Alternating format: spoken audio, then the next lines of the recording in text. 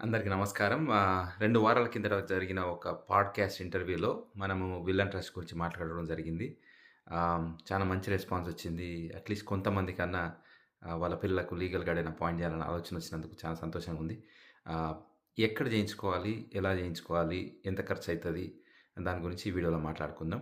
మొట్టమొదటిగా మనం ఆలోచించాల్సిందేందంటే, మనము ఈ దేశానికి కొత్తగా గనుక వస్తే అప్పుడే ఇల్లులుండయి కాబట్టి స్థిరాస్తులు లేని వారికి నేను చెప్పే ఫస్ట్ పాయింట్ స్థిరాస్తులు లేని వారికి last will and living will ఈ 2 చేయించుకోవాలి మనం. ఈ లాస్ట్ అండ్ లివింగ్ విల్‌లో ఎక్కడ చేయగలుగుతారు? ఫస్ట్ క్వెషన్ ఏందంటే ఫ్రీగా ఏమైనా ఆప్షన్లు ఉన్నాయా మనకు? యెస్. ఫ్రీవిల్.కామ్ అనే ఒక వెబ్‌సైట్ ఉంటది. ఆ ఫ్రీవిల్.కామ్‌లో మీకు లాస్ట్ విల్, లివింగ్ విల్ 2 కూడా ఫ్రీగా చేసుకుంటారు. రెండోది మీరు గనుక ఎక్కడైనా ఫుల్ టైమ్ ఎంప్లాయ్‌మెంట్ గనుకుంటే మీ ఎంప్లాయర్‌ని కనుక్కోండి. లీగల్ ప్లాన్‌లో ఏమైనా సైన్ అప్ చేసిండ్రా? ఎందుకంటే మోస్ట్ ఆఫ్ ద టైమ్ ఆ లీగల్ ప్లాన్‌లు ఈ విల్ అండ్ ట్రస్ట్ కవర్ చేస్తాయి.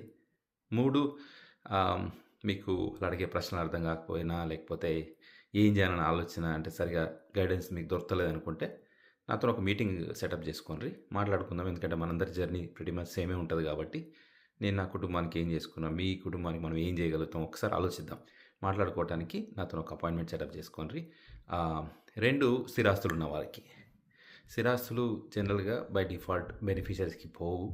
సో అట్లాంటి సిట్యుయేషన్ మనకు రాకుండా చేయాలంటే మనం ఒక రివోకబుల్ లివింగ్ ట్రస్ట్ అనేది చేసుకోవాలి.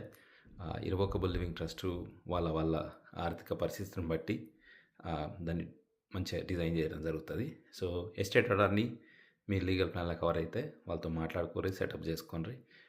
చేపించుకోరి. ఒకవేళ మీకేదైనా ఇంకా అడిషనల్ హెల్ప్ కావాలా, ఉన్న డాక్యుమెంట్‌లతోని ఏమైనా క్వెషన్‌లుంటే, స్పెసిఫిక్ క్వెషన్‌లుంటే నాకున్న పరిజ్ఞానంతోని నేను help చేయగలుగుతా.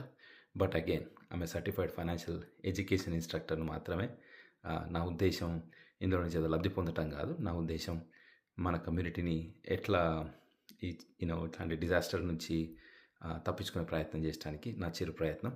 It's time for me to give it back to the community. Thank you. By.